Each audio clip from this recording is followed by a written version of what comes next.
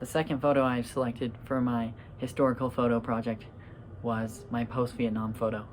I find this one very interesting and alongside with that very sad. This is a photo of a college student that was shot, Jeffrey Miller. He was shot during an anti-war demonstration. Obviously, around the time of the Vietnam War, there would have been a lot of different opinions. There's people that are strongly against war, and what happened during this time is President Richard Nixon authorized the invasion of Cambodia. Now this drove people's opinions off the walls. People were everywhere.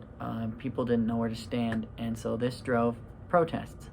And this one in particular was a lot of college students, and so this one college student was in the crowd, and on this particular day the National Guard, I believe it was on May 4th, the National Guard came and they demanded this protest, this anti-war demonstration to end, and the people to leave.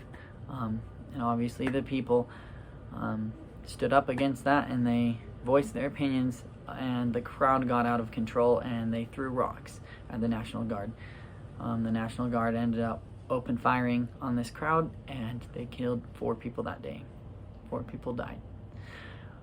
And I find that very sad, but what we can learn from that culture is that during that time, obviously those college students didn't have guns, most likely to defend themselves. And so nowadays the culture is different. Now there's many gun handlers today, many that don't require a permit, and so many people have those guns, which could bring more security. Maybe part of their culture back then was they didn't realize I guess the lack of protection that they had for themselves, and that could really be a problem. And I'm sure there were people that did realize that, being kind of more a democracy today.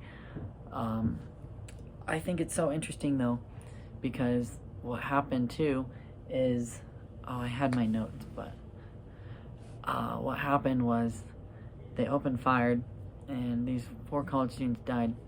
And the fact that someone took this photo, many today would call that culturally inappropriate, because you don't see photos like that taken today. But you can see that that was different about their culture, how they would take photos like that, and it was normal, and it's good today because we have the history of it and we can learn from it. Alongside with that, I thought it was so interesting how during this anti-war demonstration, how these people ended up standing up for what they believed in. But you can see how after they opened fired, the crowd stopped.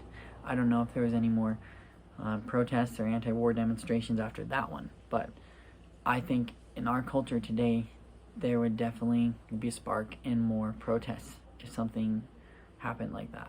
There would be more opinions going different ways, people talking about how they might have targeted someone of a different gender, someone of a different race, but of their culture back then, it was all about people.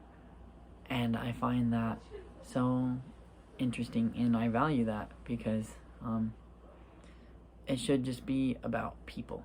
And the fact that this event happened can teach us a lot, and we can learn a lot from it. So that's all I have for that one.